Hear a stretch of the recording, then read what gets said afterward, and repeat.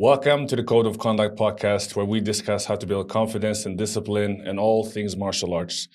Today's episode 1, and today I invited my longtime friend, my mentor, and no other than Rio Altaie. I swear. Welcome. First of all, it's a pleasure. Thank you. People don't know this, but when Amin came into Dubai, I met you 2 days after you arrived to Dubai. True, 20 years ago. 20 years ago. 20 years ago. And God, things have changed. And I'm so proud of the progress you've made. Seriously. The fact that you went from someone that couldn't have water, that someone that, mashallah, you got married, you have 3 kids now. 3 kids, right? Yeah, mashallah. It's good that we have a lot of kids because I think we learn from our kids, don't you think? Yeah, a lot.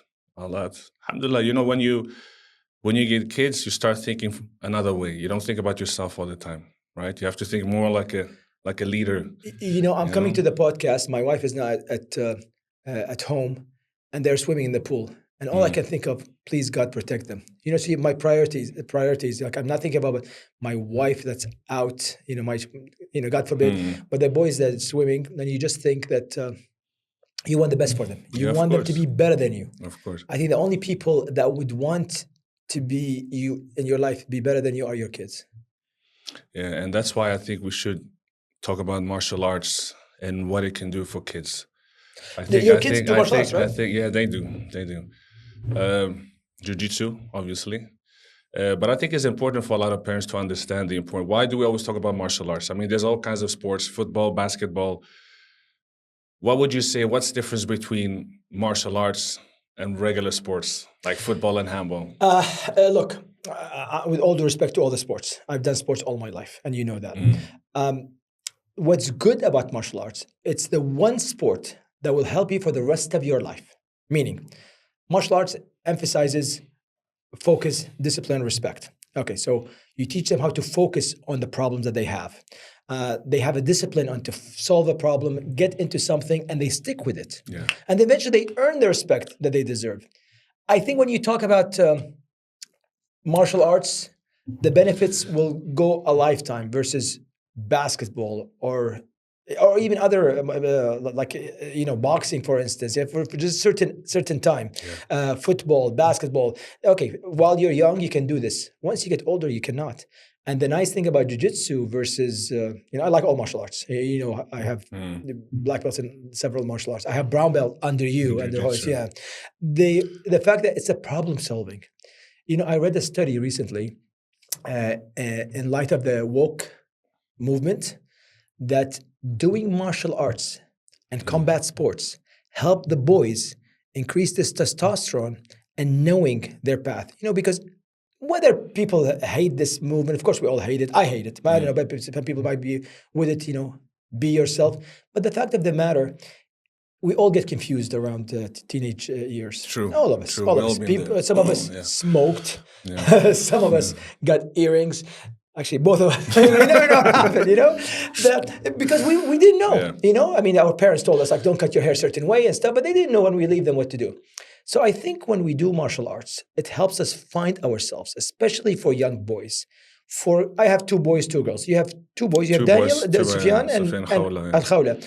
So for us, it's a different thing. We want the boys to have that competition, combat, toughness, and we want the girls to be able to defend themselves. Both of my daughters know how to defend themselves. I trust them if somebody attacks them. And my boys know how to defend one another. And I told them, because they're in the same school, the little ones, that you guys can defend each other. I think martial arts is apart from any other sports. It's one of those things you wish they never have to use, but you'll be glad when they do. It's like that old saying, I'd rather be a warrior in a garden than a gardener in a war. Yes, true. I think also a good thing with martial arts is like even though people do call you master, right? You reach a certain level. Well, you're about to get your master. But you never really master it. True. If you know what I mean. True. Like it's a constant chase of perfection, starting from white belts, getting the stripes, second belt, and it's even after a black belt, it's constantly improving. I've seen guys now 60. I saw a video with Rickson Gracie, right, who's the legend, right? Whether you talk about jiu-jitsu, MMA guys, they all have big respect for Rickson. And this was like when he was 60, and he was talking about like, yeah, I'm trying to improve my armbar a little bit, you know. Imagine. And He should do that. and I'm thinking like, Rickson Gracie in his 60s, Trying to improve his armbar. still working on how to make his armbar better. You know, it made me like really humble because let's be honest, once you get, this was years ago, when you get that black belt, right? Yeah. You know, for a couple of days, couple of months, You you feel- know, yeah, you're yeah, like yeah, Superman. yeah, you know, yeah. like you feel like, okay, I reached the top. That's the first thing. Yeah. But then after some time, you think like, no, I need to start from scratch. So you get the black belt, and it's almost like you become a white belt again. Now you have to become a black belt. You know what I mean? I think the definition in my days of a black belt, you're mastering the basics. True. Black belt is just a master of basics. That's it. That's all you've done. You were taught what to do. You did what they asked you to do, and you tried to find a solution for everything that via this universe. But once you're a black belt, it's an entirely different thing, entirely different personality, persona, and entirely different responsibility. You know, the fact that somebody asks you a question, like you traveled. I'm a brown belt. I offered my services 2-3 times, never said yes. But I understand, you know, because you eventually want to have the best possible scenario. When you are a black belt, it's a new journey. I mean, think of yourself. I know you since you were a blue belt, you know, and the day you got your black belt, I knew about it before you got your black belt. I remember thinking about it now, right? When you said you have to be a black belt here. Yeah. And I don't get it. Yeah. And then afterwards, it's like, oh, it makes so much sense. You have to believe that you are a black belt. Yes. That you and I actually told another friend of mine who did a test a year after me. Same thing. He was so nervous, and I actually removed my black belt. Right? Thinking about what you told me, I removed my black belt. I gave it to him. I said, I just want you to walk around today. Just wear it as you're a black belt. I said, you now, when you look yourself in the mirror, you're a black belt. And he did the test, and he passed. And he came out. He said, yo, if you didn't tell me that, I wouldn't have passed. So it's like, you know, you just keep on giving I get goosebumps. No, but you know, you give the knowledge. Yeah. And I think it's true what you say about the basics. One of my other mentors, Pedro Valente in Miami, who runs the Valente brothers, you know, he's, you know, he said this to be a master, right? Advanced jiu-jitsu is not about advanced techniques, but it's about advanced details about the basic techniques. True. It's like what Bruce Lee said, don't fear the man that knows 1,000 kicks, fear the man that done one kick 1,000 times. Yeah. So eventually you master the little techniques. It's not how many techniques that you know, it's actually how well you know the ones that you have. You know, it's a funny thing, Michael Jackson, we're said to be one of the best dancers in the world. You know, I don't want to compare, but I agree. Okay, but you know what people told me? He knows 4 or 5 moves, and he does them so well that nobody else can do them. That's why he's the best. I'm thinking, no, he has and you go back and look, you know, oh my God, he has about 4 or 5 moves. Seriously, it's the same 5 moves, but he just put them in different combinations. Boxing has 4 techniques: jab, cross, hook, uppercut. There's a sport called boxing, you know. Of course, they added the slip, the combination, but the combinations of boxing. So eventually, when you know your techniques so well, you can improve them. And this is the same thing when I tell my kids about, you know, I know we're going to talk about the ABC courses, anti-bullying courses. You know, I tell my kids, you don't have to know all kind of kicks, all kind of self-defense. Know the ones that will work for you, the ones that you can repeat. Do them so well that you don't have to worry about, like I have black belt in Hapkido. And from a handshake, from a grab right hand to left hand, I know about 15 different ways to get out. But I favor 1 or 2. I can teach you 15. Yeah. And you'll tell me, which one do you like? To me, I like those 2. But to you, like, you know, you're taller than I am and stuff, you're going to favor the one that you like. So when we talk about bullying and we talk about how well you should know your techniques, know some techniques really well, and they'll be able to get out. And ever since I taught my kids how to defend themselves, they didn't get in fights because they walk with confidence. When I have people come into my classes and we teach, and I'm sure you do the same thing, it's the way they walk, the way they talk after a few months that will differ. And that confidence transfers to not having any conflict. In the art of war, they say the best fights are the ones that you win without fighting. Bruce Lee in Enter the Dragon He goes into. I saw that one. Yeah, That's a classic. yeah. Yeah. He goes, let's go and fight in that island. He goes in. He goes, it's the art of winning without winning. He put him in, and that's it. You avoid it. I teach my kids to try to avoid conflict by talking. Just try to talk to him. Whatever he makes fun of you. Verbal jujitsu. Yeah, verbal jujitsu. Yes. Do you teach this to your kids? Yeah, I teach. When I say kids, it's your students as well. Yeah, both for my kids and my students, right? Something that I really like to emphasize is like they have to get used to struggle, right? A lot of times when you see, I'm sure you had in your class as well. Sometimes they cry for something very light, right? But you can see the person, especially a boy who's raised by his mother. You know what I mean? If he doesn't have the dad in the picture, the male father figure. So every time he gets hurt, sometimes you see the kids running to mommy, giving hugs. I think this is the most dangerous thing you can do. Yeah. All this pampering and everything is going to be okay. And sometimes they even say, no, this is not for him. It's too much, and they take him to football and So what I'm trying to tell the parents, like they have to teach the kids how to struggle. It has to be like some hardship, you know what I mean? Because once they pass, this is where the confidence comes from. Yeah. Like they know they can take, he's not afraid of being taken down. He's not afraid about, defending a punch. And, that's how they build. One of the parents, Mrs. Atasi, I'm going to mention her because she had three boys. The first one and the third one trained with me, one of them to black belt, one of them to red belt, and he stopped. His name's Adam. They had a middle child who, God rest his soul, he was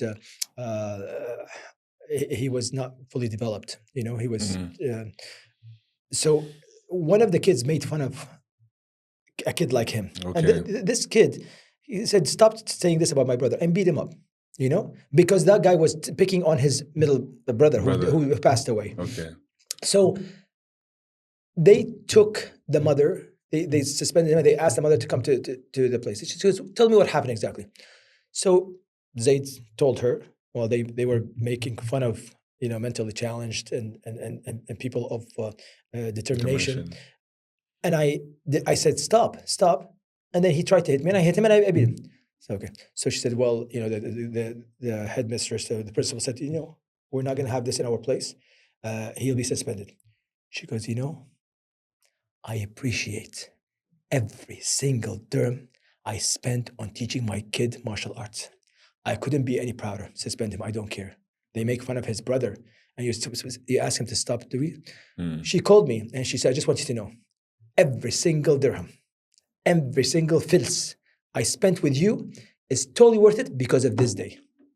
Sure. The fact that he did not, this kid was amazing. When his brother died, he said, I would like to speak to only two people.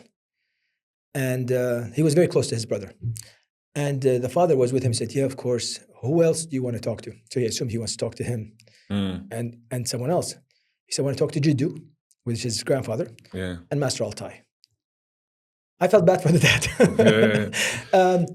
But, they called me. He said, he's arriving. Can you come to our house? He wants to talk to you and stuff. He just talked to me. Like, he just went to find me and stuff. Like, he's going through a rough time and stuff. But he didn't ask to be hugged by his mother. One of the worst things to be done is you tell your kid you are the best. Because he's not the best. To give him that false sense of security. You are the greatest. No, you're good. You're very good. You get better by working. Kobe Bryant wasn't the best basketball player in the world, but he out-hustled and out-trained everyone else. Yeah. I'd rather have the discipline. Who said that? I'd rather have this discipline than the talent. A lot of the greats. When you have more discipline, you actually know it more. I'll tell you something. Every jiu-jitsu technique I struggled with, I do it the best. Every single technique that I learned right like that, I don't perfect it. Yeah. Like my best thing is when I put knee on the belly and somebody tries to defend it. I love this. Either hand, I can go. Yeah. If he pushes one side, I'm going to get the armbar from here. If he pushes the other side, I go and slip and do an armbar. I love that technique. I teach it every time I teach jiu-jitsu. This is my favorite thing to teach because I mastered it that way. So eventually when you have a problem and you struggle to solve it, then you'll become very good at it. You know who the best teachers in martial arts are? Are not the talented ones because they quit. I think who else said it? Habib said, the talented fighters are the lazy ones. Yeah, true. I Yeah, agree. yeah, I and agree. I think Habib doesn't have a lot of talent. Like as far as he's very good at working hard. You can also see, even if you look at professional UFC or jiu-jitsu, you see a lot of guys that are talented and they just surf on that thing, right? They know like, okay, I'm already good. I don't have to push myself.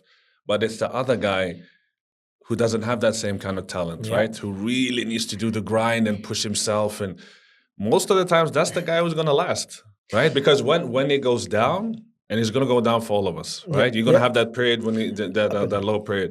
It's the discipline that's gonna bring you back up, right? If you're just talented and you float up here and then you're gonna hit your low, if you don't have that discipline, you're not gonna come yes. back. And we've seen that so many You times know, now. Joe Rogan says motivation gets you started, but discipline makes you stay. Yeah. You know, and that's true because you know when I see a movie or something, yeah, I want to go and train and stuff, and then I don't believe in motivation anymore. really discipline. Yeah, see, yeah, I become anti-motivated because people always like, oh, I'm not motivated. I'm not. yeah. Just go and do it. Do it. Like you know. You know, when I go to the morning classes, if I get myself in the car and drive, and that's it, I'm happy because I made it. Yeah. And the best feeling is when you leave the class, like, oh, see, I made it, I did it. Yeah. And I always take a picture when I leave your dojo, I mean, your center. Take a picture to remind myself how it felt that at that moment. You know why I never pursued my black belt? Because I have black belts in different disciplines, but in jiu-jitsu, I want to keep that passion. I don't want to get my black belt and be like, you know this.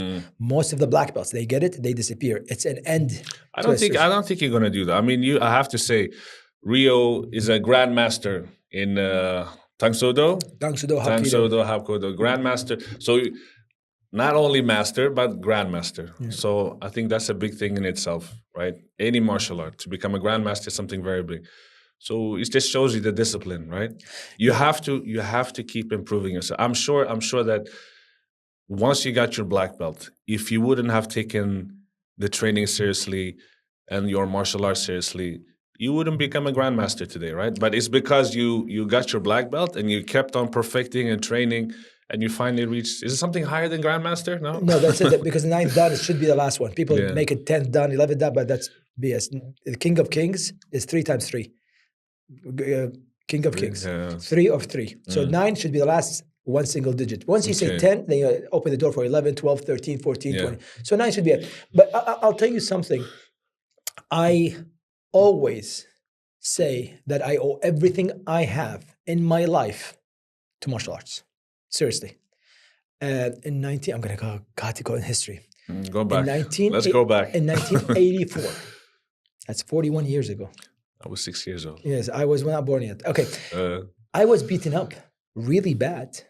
And I didn't know how to defend myself. There were 2 of them, you know? And that was the lowest point of my life because it happened in front of my younger brother. It happened in front of guys, my peers. And I got beaten up so bad that I was bleeding. And that point was the lowest point of my life.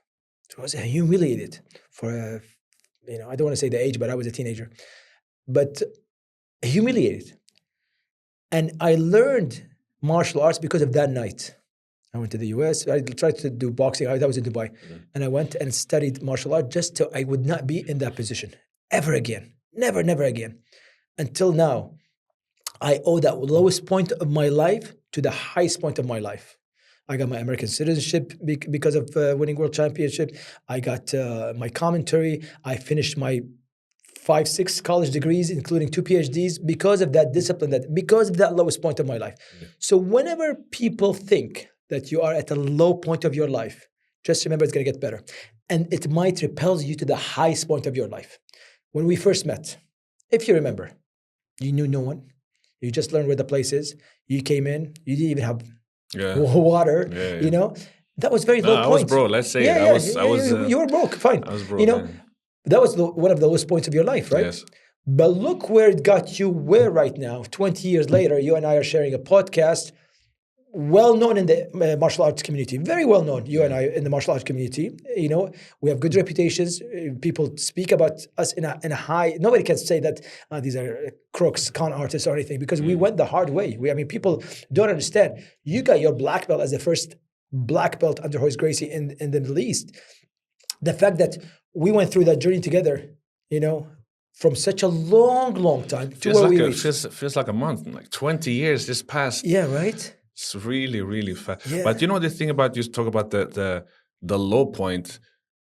I had the same. I think I saw GSP, right? Many of the great fighters. If Bas Rutten, Yeah. he said, yeah, I was bullied. I started martial arts, right? GSP said the same thing. He said I was bullied. I saw Alistair Overeem. Yeah. Huge guy. You think like, who's gonna bully this guy? But he was like a skinny kid. Same thing. He said, I was bullied. I started martial arts. Moving to Dubai soon. You should do a podcast with him. Yeah, Yeah, definitely, man. yeah. So I think it's very important for parents to understand how important, like all these parents today, they might look at UFC, they might see all these competitions and they think like, yeah, but these guys are like, they're born like that, They've been fighters their whole life, and that most of the guys, they all have the same story. I was bullied. I started martial arts. I don't want to get bullied again, and here I am today, right? But obviously, with the right environment, right? With the right environment, I think martial art can help a lot of kids. But it's funny that you brought that. Everyone thinks martial arts is about aggression. True. Everyone thinks, I don't want to learn. It's just for the tough guys. Yeah, I it's don't just for want the to. tough. My kid is so small and stuff. It's nothing. I used to be, as a teenager, I used to get in fights. I used to get. I had like this defiant personality, and I'll tell you, ever since I went into martial arts, the conflict was so much dramatically less than when I was a teenager. It's not only with age. The fact that, I told my very first instructor that a guy came in and spat on me in the US, in Monterey, California. He spat on me, and I was so upset, and I didn't do anything. He goes, yes, what did you want to do? I go, fight with him. He goes, because you think you cannot beat him. I go, yes. He goes, he sensed that before he spat on you. I go, how? He goes, the way you walk and the way you talk. And I always promise families, I go, it's not going to be the first week, 2 weeks. Give him 3 months. The way he talks, the way he walks, it's going to be different. And the mother, you say, well, he's going to listen to me more? I go, I have him 3-4 hours a week. I will have a lot of influence on him. I can be his boogeyman. You call me, I'm going to call Master Altaie and tell on you. But it's you that have to reinforce the way we do things. For us, when somebody comes in, he has to act a certain way. You have to leave your shoes away. You have to wear your clothes. You have to fix your belt. You have to have a clean uniform. Sure. I taught him this discipline. Now, if you don't help him and don't bring him on time, it's not me. It's you are helping him. Not if they come home and it's the complete opposite, no organization, no discipline. One of the biggest jokes in my life, I say when people say, "Oh, martial arts is a way of life, karate is a way of life, jiu-jitsu, family, us," it's not that. It's the discipline in it that changes your life. When they say martial arts is a way of life, it's not way. I'm not going to fight all the time. I'm not going to go and grapple someone or punch someone or elbow someone or joint lock someone all the time. But it's the discipline of being on time, having a clean uniform, doing what somebody much more knowledgeable than me asked me to do, and I would do it. So when I got all these, I had a cliche, a pattern, a mold to go through. Now, if the family does not help, then the problem is with the family, not with me. And I always tell them, re-emphasize what we do. Come and watch some of the classes, and then go and try to do it. And I do this with my kids as well. There's a way when we talk about being honest. For instance, I give my kids a way out if they broke something and they tell me right away. They tell me I broke something, I did something wrong. Just tell me the truth. You're not going to be punished. Now, what did I do? I re-emphasized honesty with them. I re-emphasized that everyone makes mistakes. All of us make mistakes. I always tell them, when I was your age, I do the same thing. Like these days in the summer, it's hard to make them go to sleep. I remember I hated going to sleep when I was a kid. And I tell them, I understand what it is, but I want you guys to be taller. I want you to try to sleep between the hour of 10 to 2, be sleep in bed, because that's where your growth hormone will come out. So try to be honest with them. Try to show them that I've done your mistakes before. I'm not perfect. Nobody's perfect. It's okay. Come and tell me the truth. And I go ask from you guys, for my kids, 2 things: honesty and respect. Give me honesty, give me respect, and that's it. Respect if I tell you what to do.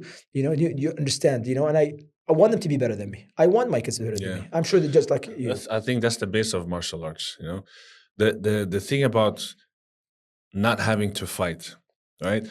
As a teenager, I felt that a lot, that I had to prove myself.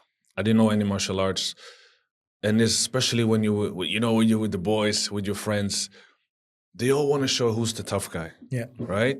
And if somebody comes to you, right, and you've never been in a fight, right, or you don't know martial arts, you constantly feel like I have to prove myself in front of my friends. I don't want to look weak. I don't want to. But the more you do martial arts, it's almost like you're too tired to even do that. You know what I mean? You be like, man, I fight. This is how. And This that's is how. This and is that's how. the confidence. This That's the is confidence. this is Yeah. how I. This is how I feel now. Like I train so much. I fight every single day. So if someone comes to me, I'm like, please don't like. Don't. Please don't bother me. You know. And there's been instances where the old me would have been like, oh, you gotta talk to me like, you know what I mean? They might say something, now I'm just, unless they actually attack you, right? If they attack you, they want to hurt you. The survival. But if you feel like you're just aggressive, they're like, okay, whatever. Okay, you won. Like you don't have this, I lost just because he says something, right? Or he's trying to challenge you and you say no. You don't feel like you lost the fight. What do you think the biggest change that happened to you after studying martial arts? I mean, I know you are not the nicest person. I am. No, at the Yeah. beginning, when you were a teenager, Yeah. there was a transformation that happened to you. What do you think the biggest attribute to martial arts in your life? I have to say the confidence, man. Like just like you said, the way you walk, The way you talk? the way you talk. I remember Hoist Gracie, he told me something. He's like, when you do jiu-jitsu, when you train martial arts, he said the confidence that you get, it's not about that you can fight on the streets, right? It's something simple as your boss coming and telling you, like, hey, I want you to work overtime, right? Something you think like, no, that has nothing to do with martial art. No, but That's what I was talking about, yeah. it's confidence, right? Or someone might say like, okay, this parking spot is mine, and you know it's yours, right? Something very basic, but there's that small confidence. Like, no, I'm sorry, like I'm not gonna take that, right? It's a no, or it's a yes. So something very small, and that comes from what? All those years, or even months from martial arts, right? And what would be a message that you would send to your old self years ago? Because you asked me that question before.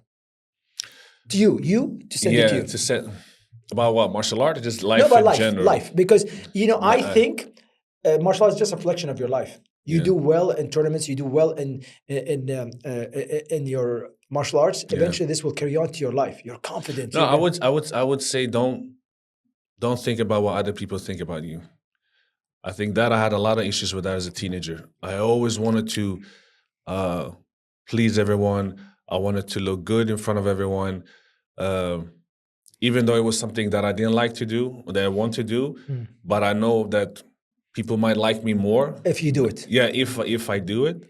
Again, coming back to confidence, right? It's like they say in Arabic, "Hashish li aish." You just like a grass. You just flow with it. Just flow with the wind, right? So all the boys that are doing that, you don't want to do it, but you just want to be liked, and you do it, right? So I would just go back and say, don't fall for it.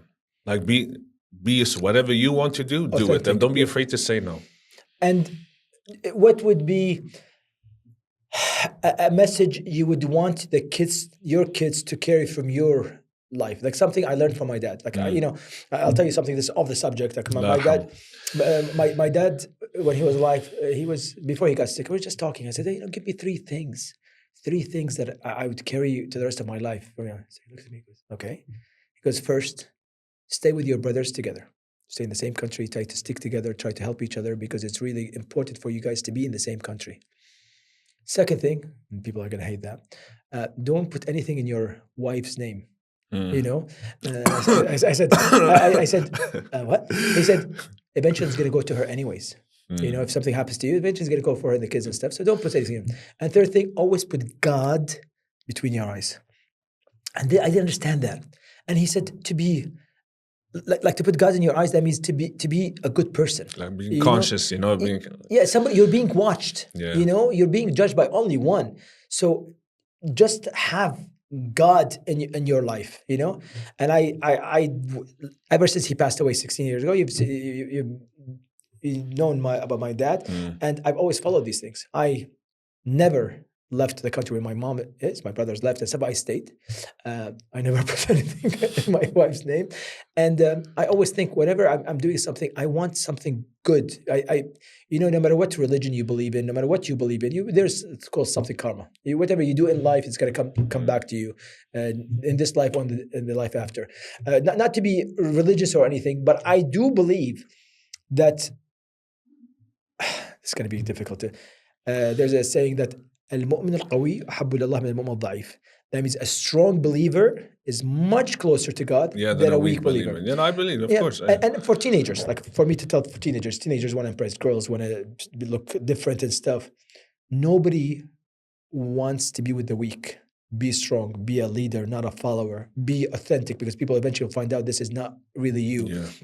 And you want not to make the effort. Like I'm one of those people that forget all the time. And I stopped lying. People say, "Oh, you're a good person." I go, "No, it's not a good person, but I forget if I tell a lie, and I get caught. So why not just tell the truth all the time? Just forget about it. True story about this, by the way. There's pills called ginkgo biloba. It helps you remember things. It's all herbs and stuff. It's legal? No, legal. It's supplements. So because I forget so many things, I went and got them. Here's the biggest problem. I forget to take them. I knew you were going to say that. I swear, true. And I try so many ways. People tell me put it by your head, but by your like a nightstand before you go sleep and stuff. But I would forget. So that's why I decided. Be myself. Be honest. If you like me, fine. If you don't like me, it's also fine. My dad used to say, "You want to know how successful you are? You'll have a lot of enemies." And I go, "But I want to be popular." He goes, "Yeah, but you'll have because who was it? Was it Steve Jobs that said or?" Bill Gates said, one of them said, if you want to be liked by everyone, become an ice cream man, like just sell ice cream, because everyone would like you. But if you're going to be successful, you have some enemies. You're going to have some things. People don't like the way you look. That's true.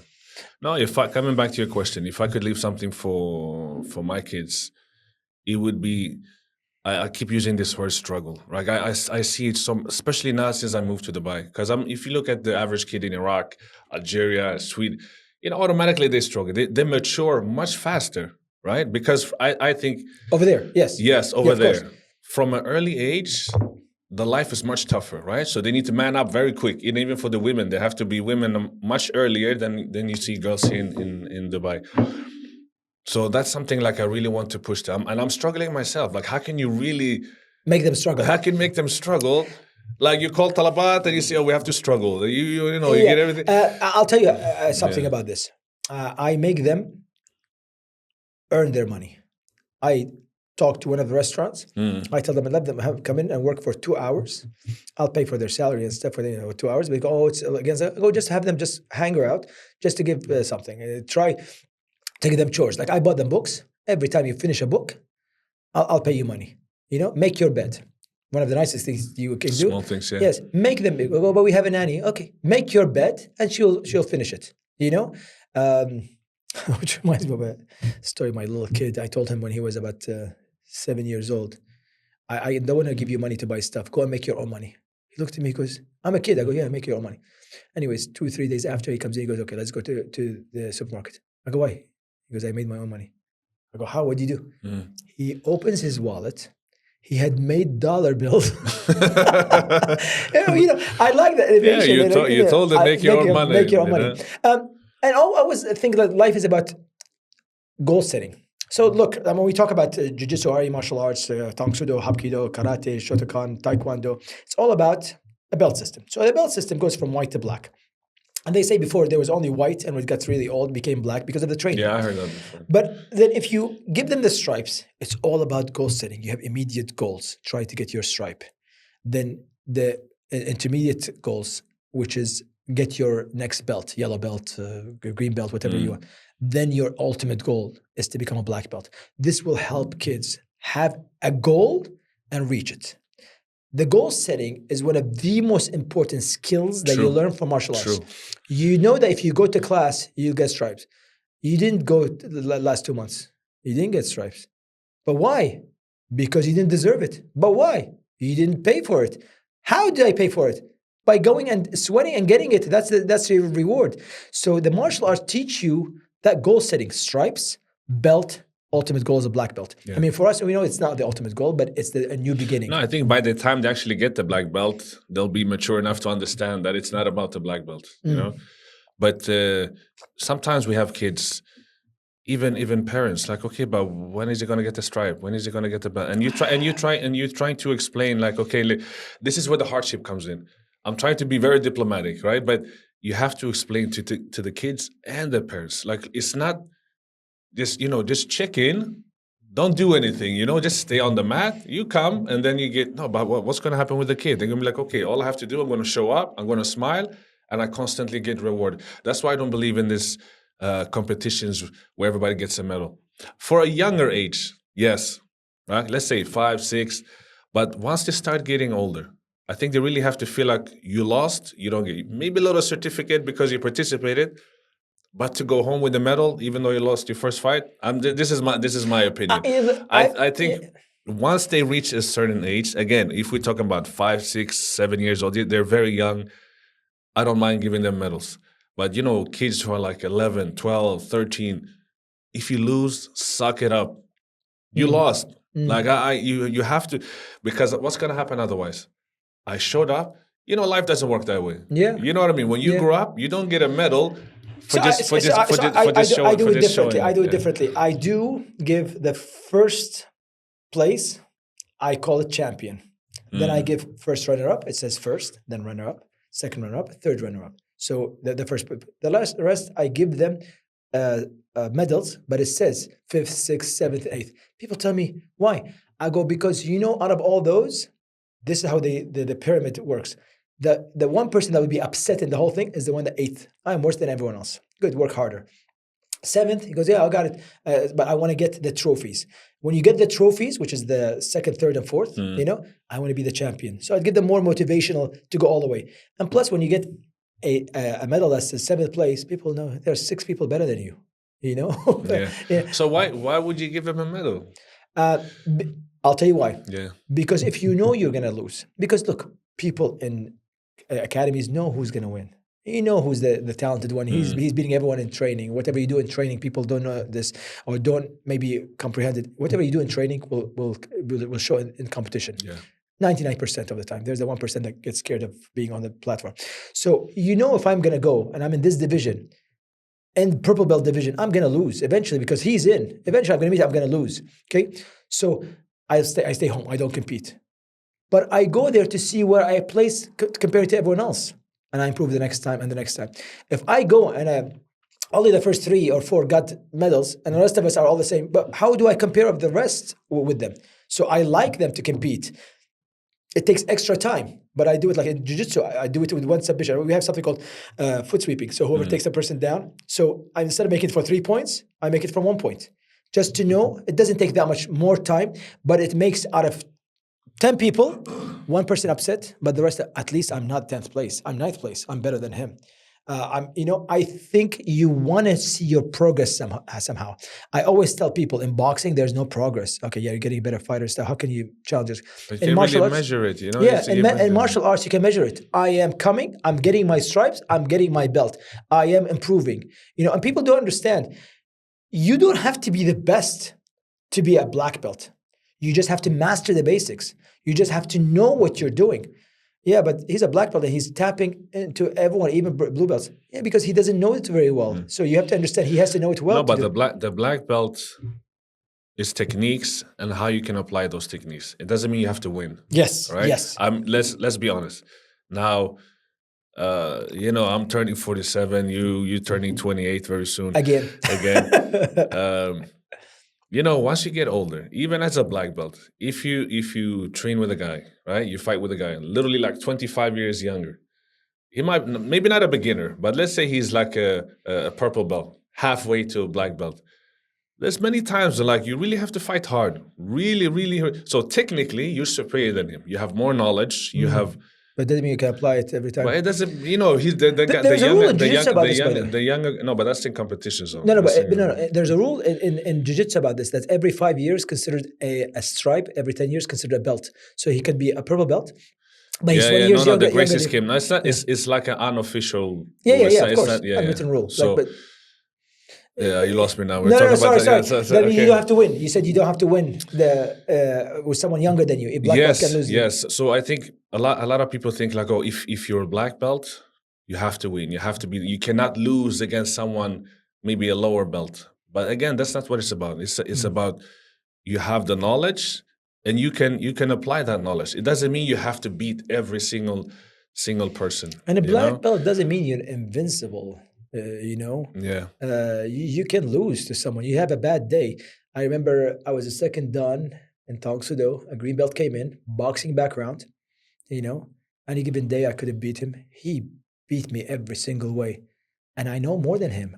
But he knew how to bob and weave, and sometimes styles make fights. And his style was very evasive. He people beat him, but this guy I beat everyone else, but I couldn't beat him, and a lot of them beat him.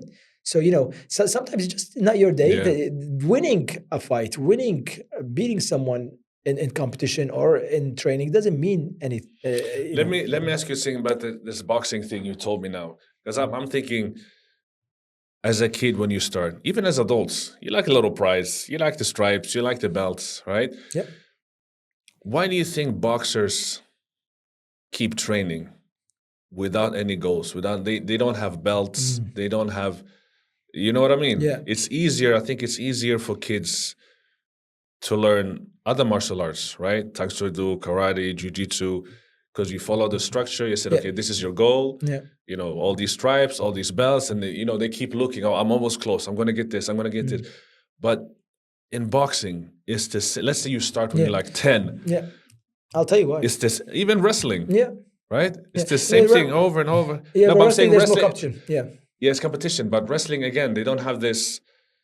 System. You don't have stripes or belts. You don't have Yeah. they cannot tell you. Yeah, In boxing and in wrestling, like boxing, it's easier to learn the four moves: the jab, cross, hook, uppercut, and the rest is the bob and weaving and the parries and the blocking. yeah. But what keeps them going without getting bored? Like they just know. But they do get bored after a while. They do Yeah. end up getting bored because they don't see the end of the line. I think they take it more as an exercise more than anything else. Again, in boxing, I notice when I teach boxing classes, I struggle eventually with the combinations, and eventually you teach them a combination and you want them to work at it. Okay, and then what? And you teach them a different combination, and then what? But then it's the same thing sometimes for these things when you have people that want something instant. And in boxing, you can get instant gratification right away. You go in and you put the gloves on and you punch.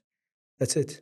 That's instant gratification. You mean to tell me when I come to your class, I have to spend the whole class rolling, shrimping, and then there's one technique towards the end.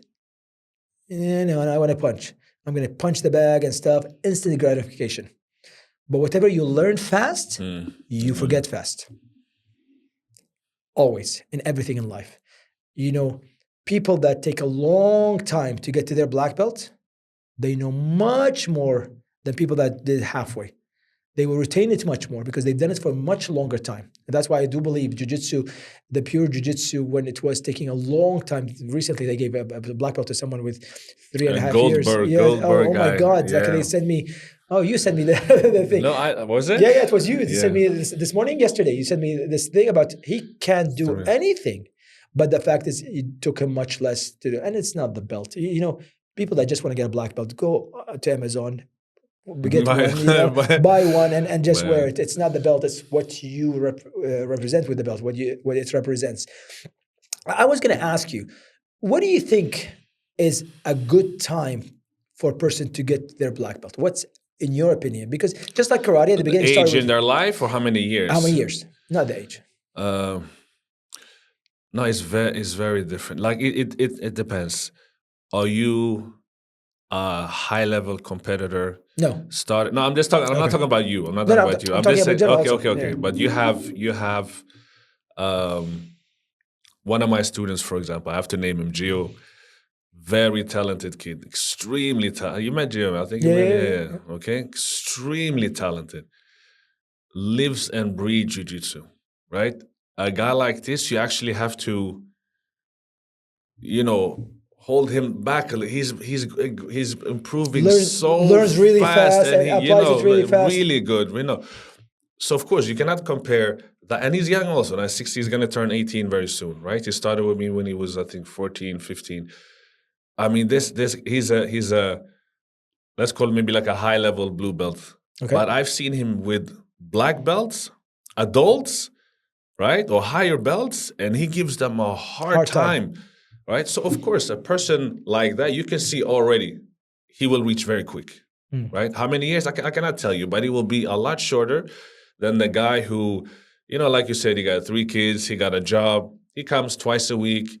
He was describing me. No, I'm talking about you and all the other thousands of guys out there. Who most of my students in the adult class, in the advanced class, the same thing. Like my academy is not really like a fighting school. We're not like high level competitors. It's just average guys. They want to come, they want to train, and in general, again, the old dads, they have work, they take their kids to school, and they come. They want to do like twice a week, 3 times per week.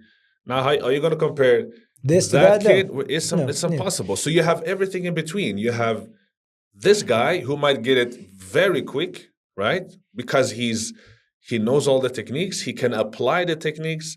The guy's very technical. He's agile. He got all the perfect recipe. And then you have the other guy again, maybe twice a week. What would be the no? average? It could be. I would say from 5 to 15 years. I know. Hold on. I went over 15 now. What was it? My first class in jiu-jitsu was 1995. Okay, but let me say. Okay, but for me, how, and I'm still obsessed with jiu-jitsu. Yeah. But when I came to your place, it was like, astaghfirullah, it was like ibadah. Like I had no life but jiu-jitsu. I was like that kid I was explaining now, right? Just absorbing it, night and day, and trying, and whatever I learned, I teach other kids. So for me, it took 7 years. But this is 7 years of, if you compare that guy who trains twice a week, right? I was doing 2 times per day, almost 6 days per week. So when in a month, he does 8 classes, right? I'm doing 12 classes in a week. Right, more than he does in a whole month. So if you just squeeze that in, my 7 years will for him probably be twice as much. Yes, like 10 years maybe. So I don't know, 15. I don't know what to tell you, man. But if we're gonna talk about you now, 30 years. But I've never thought of myself. I don't want to make this personal, but I never thought of myself still good enough to be a black belt. And when I have that feeling, but you told me the same thing. Yeah, it's interesting you tell me that. Yeah. But it's very interesting. But it's also, there was a point of my life when I thought, like during Corona, when I was going, remember, religiously. No, I thought I'm doing really well. Yeah. Everyone there's half my age, at least half my age. And when I went back recently, everyone was trying to prove something. I was the highest rank, but probably the least skilled out of all of them. And I was choking the white belts, blue belts. I was doing really well with them. So one time when somebody hit my teeth, the white belt, and he's like, I won. This is the first time I won. This is like 9th time we fought. 9th. Who's counting? He was counting. Yeah. And he, and I got hit, so I tapped. I have no issue with it. But that motivation of going was, let's go back to the kids. How do you stop kids from being bored in classes? Well, you have to change what's going on in the class. Like how? Like to me, I play games, but I hide the idea of the games because they told me, why are we doing katas and forms and stuff? I go, okay, let's do them backwards. Let's do 2 people, make them do it mirror image. And they go, are we going to ever do that? I go, no. But then it makes them think about the technique. So I always disguise the techniques in games. How do you do it? No, I change. Sometimes I don't even let them do jiu-jitsu. Like we play rugby sometimes, because like anything, even as an adult. I mean, just yesterday I went to class, driving there. I'm like, I just want to go home, take a cup of coffee. Even after like 20 plus years, it's never gonna go away. Yeah. And kids even more. They get bored even easier, right? Yeah. So attention span is much less. Yes. Okay. Sometimes for adults. But keep changing. keep changing things. Like you said, we do games, but it's like hidden jiu-jitsu, right? I do speed games sometimes. Like just sometimes I just put a cone in the middle. Oh, who got the fastest hands in Dubai? Yeah. You know, and then I clap and they all have to grab the cone, you know, as Yeah. quick as possible. You know, just to move them. But once they get older, I'm saying like in their teens, then you have to tell them like, look, that game sometimes even for teens, but as teens, you need to tell them like, guys, you really want to excel? Let's put that picking the cone and stuff to the side, right? You really have to drill. You have to think like an adult, right? You need to put that goal in front of you. But for little kids, no, I think games is very important. Very, very important. You should not just only do technique and sparring and go home. You came up recently with something for kids, code of... Yeah, my code of conduct program where we build confidence. We teach them how to set goals, develop discipline and having a mindset of excellence. So I think it's this CODE. So okay. So again, confidence, objectives, discipline, and excellence. Okay, and that's your thing. That's my thing. That's the program I run for my kids, and these 4 key principles are the base for everything we do. Whether it's technique, we teach them. You know, we have character development programs. It's basic stuff that we had for martial arts for so long. But many times, what I realize is parents, they don't know it. You know it, right? But when a parent comes to your class, if they never heard about martial arts, right, jiu-jitsu or tang soo do, entirely different idea. So you need to tell them like this is what they will have. Okay. Right. This is what they will have. And it's easy to remember the word code. Yes, it's very easy to remember. And you came up with that idea yourself. Yes. Okay. Yes. And do you think that will apply to everyone in their lives, adults as well, or just the kids? No, even for adults. Yeah. I actually had parents who came to me like, oh, you know what? I could use this. Yes. Yeah. I always talk about every time I do a job interview, I go the focus, discipline, respect. I always focus on what the objective I have to do. I always have the discipline to come in and do it, and eventually I expect respect. And she goes, "What do you mean?" I go, higher salary. Where do you see yourself 5 years from now? That's a good question. I would like to have more academies, spread more of the code of conduct, have more kids benefiting from this program. But it's still going to be jiu-jitsu. Like, I'm not seeing myself out of jiu-jitsu, right? As you get older, maybe you teach a little bit less. We said the same time. Let's be honest, you know. You might teach a little bit less, but you're still involved, right? Now, for example, my place, I have my colleagues doing classes now. So I step back a little bit, but I'm always there. I'm always talking to parents. I love talking with the parents, the kids, and how's it going? Remember when you were, remember 2 months ago when you were shaking? I said, look at you now. And, they get really brave. And I want the parents to hear that. And I want them to see it, Like a lot of times the kids come in crying, nervous, and then you see them after 6 months, right? So it's good to constantly remind the student and the parents. But coming back to this 5 years from now, I don't think I would change anything. Whatever I do now, but just multiple fold. Like I want to reach more people with what I do. Yeah. What's the best thing about Amin Touati? The best thing, in your opinion? I try to fear Allah as much as I can. Okay. And with that comes all the other good benefits of being honest, having good akhlaq, You know me for 20 years. Yeah. Since day one, I remember you told me sometimes like, try not to be that much, But alhamdulillah, I feel for me there's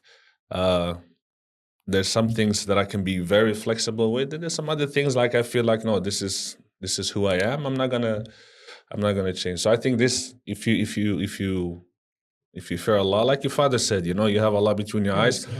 I think that's the foundation of everything, like all that other stuff will come from that. And what's the worst thing about Amin Touati? The worst thing? I don't know. You have to ask someone else. I don't know. No. It's because we know our weaknesses. I believe we know our strength. We know our weaknesses, and sometimes we try to overcome them. I would say my weakness is. I know this is going to sound bad, but I always think the best of people, which many times, like I'm always trying. Why does it sound bad? No, not in ever. that's not necessarily bad, right? But Too trusting, maybe? there's yeah. I trust everyone. This is my weakness. Like I really want to believe like this guy is a good person. I'm the kind of person that like, you know, if I borrow you money, right? You run away for 2 years. I call you and you disappear, right? Like it really irritated. And then when I see you, I'm like, hey, what's up?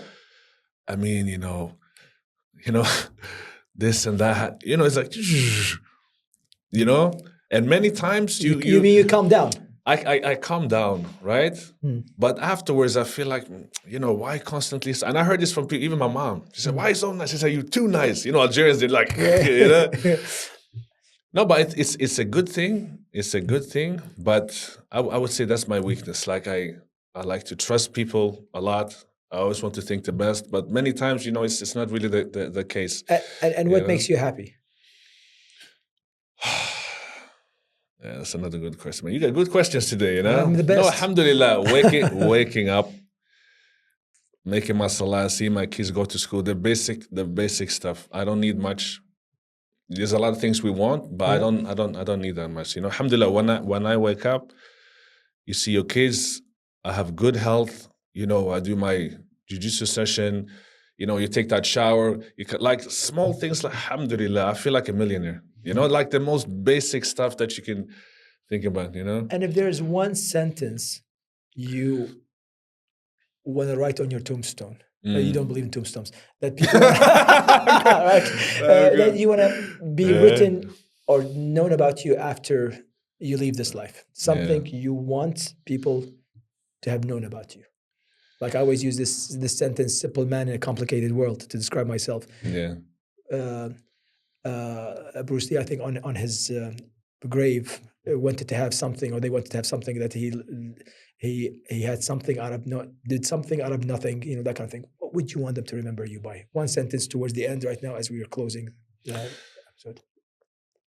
Oh, good question again. One sentence. I don't know that I wasn't afraid to struggle. I wasn't afraid of hardship. I loved hardship, actually. It's something I embrace. Is it what made you stronger? Is this what made you stronger? Yeah. No, I really, not like it. I love it. You know, as a martial artist, the more like the sword, the more you hit the iron, the harder it gets. Yeah. So that's something I want to have like as a life motto. You know, loving hardship, loving to struggle. Yeah, they say hard times create strong men or strong people, and weak times. It's the circle. Like strong man creates good times. Good times create weak men. Yeah. Weak men creates bad times, and then again bad times create strong men. Yes. At the end, all said and done, it was great conversation that we had. I want to thank you as well. I've known you for what, 20 years, and I still love sitting down. And you and I know about this. Whenever we get on a phone call, we take a long time. Yes, we talk about like. It's been indeed a pleasure. I want to thank you also for coming. It's been my pleasure having my longtime friend, my mentor, my brother, Rio Altaie, Grand Master Altaie. Don't forget. And until next time, we'll see you on the Code of Conduct podcast. Peace.